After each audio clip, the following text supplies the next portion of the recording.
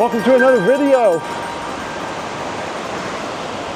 Today I'm out at Dry Creek Falls, and it's not a dry creek as you can see. We had some snow that wasn't going to last very long, so I scooted out to the gorge. This is a waterfall. It's about a 2-mile hike in, 2-mile hike out, and it was just the right amount of snow to cover everything I was hoping, and the trail wasn't too bad. So this is one of those waterfalls that there's really not numerous places to shoot from, but there's a lot of things to try to capture in your frame. And things that I absolutely love about this waterfall is I love these columns over here. That is just absolutely amazing. And now we got a little bit of snow up there as well, and the fall's coming down, and it's a beautiful little bowl, and there's a lot of reflected light up here at the top. So I think it's going to make for a gorgeous photograph. The only thing I have to be conscious of and work around is trying to get as clean a foreground as I possibly can with a nice leading line with the creek in it. So I'm going to get set up and I'll show you what I find. I have a good idea about what I'm going for, and I really like all of this right here. Is super nice, and it's actually a lot cleaner than the last time I was here. And I'm going to have the whole waterfall. I've got these columns with all this green on it, which is amazing, and that reflected light up there at the top. And I think this is going to be a really, really, really nice photograph. First shot.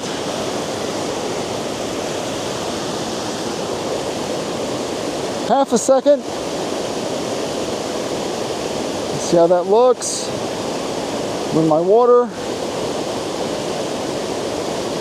I think I'll go a little faster than half a second.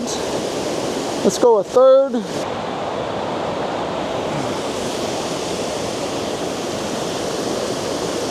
That's better.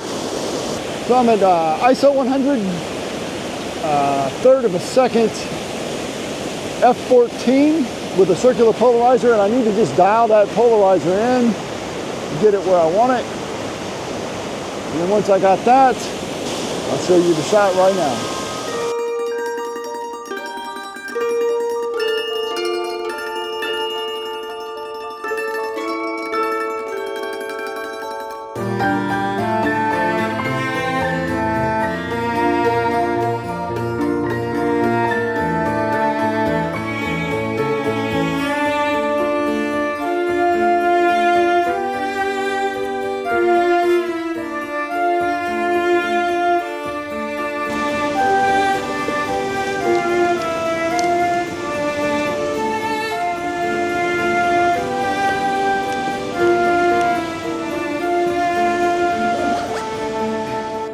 This was just a short outing, just to get out to this one waterfall.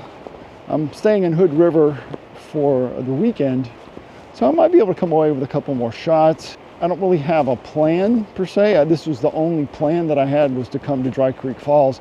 Other than that, it's just going to be whatever I can see or find. I'm going to do little bit of hiking around in the gorge on the Washington side tomorrow, but it's supposed to rain, so there could be a big nothing.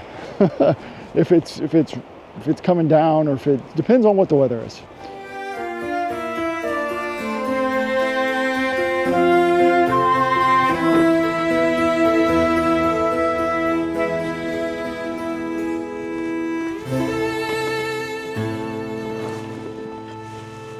I'm just out walking this morning, and saw this butte up here at the very, very top, and I really like the brown and the snow on it, and I don't even mind the white clouds, because I might even just make it a black and white. And then I've got the row of green trees below it, and it'll be a 16 by 9. I'm already seeing it that way. I'm not going to worry about all the stuff that's down on the slope of the hill there, but I didn't bring my really long lens, so I'm limited to 105 millimeters, so I'm going to go all the way there.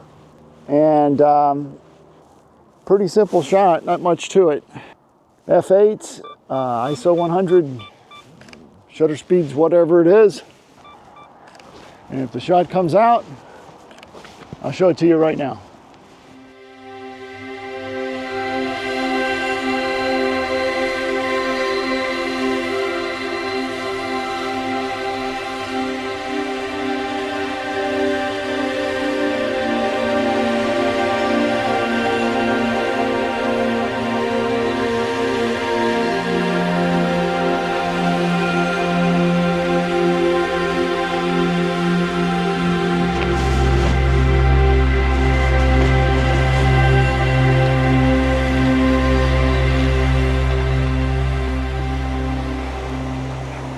this lovely little waterfall with this little stream by it and all the green. It's really, really pretty. So one of the best things that I enjoy doing is I really like exploring, getting out to places I haven't been and seeing what I can find. And this is a perfect example of stumbling across something gorgeous. So before I set up my tripod,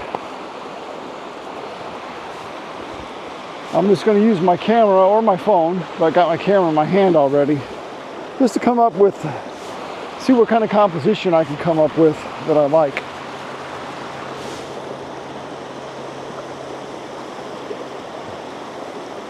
Yeah, right there's great. This is good. So I'm going to get set up and I'll show you what it looks like. This is the composition I kind of came up with. Let me see if I probably won't be able to see it too well in the back of the camera. Nope, nothing but a big glare. But I'm going to put these the two streams, little cascades here at the bottom of my frame, and then the leading line of the waterfall is going to go all the way up here like that. And the big thing is to avoid as much of that white sky that's just, again, just awful. It's not going to add anything to the photograph as I possibly can. And one way to do that, so I'm at probably around 18 millimeters. To see how far I've got my camera tilted down, and by doing that, I'm eliminating the sky, but I'm also going to be really stretching this here. It's going to be stretched because of the wide angle lens is going to take and distort this bottom part of the waterfall and really kind of elongate it, make it look a little bit longer than it actually is. And it'll also keep as much of that sky up here that's not so good out of the frame. So ISO 50 with a polarizer, polarizing for the sheen on the rocks and the water.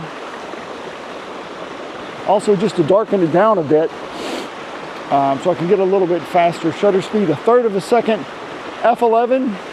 Again, I've got some stuff that's relatively close in the frame as I showed you. And then I got my waterfall in the back. And this is going to be a keeper.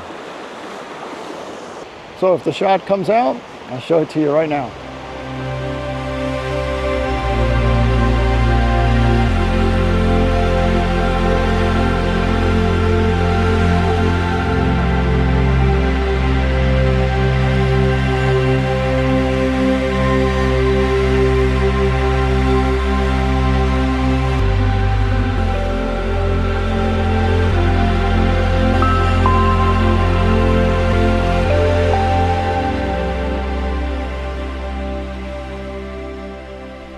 Please like and subscribe.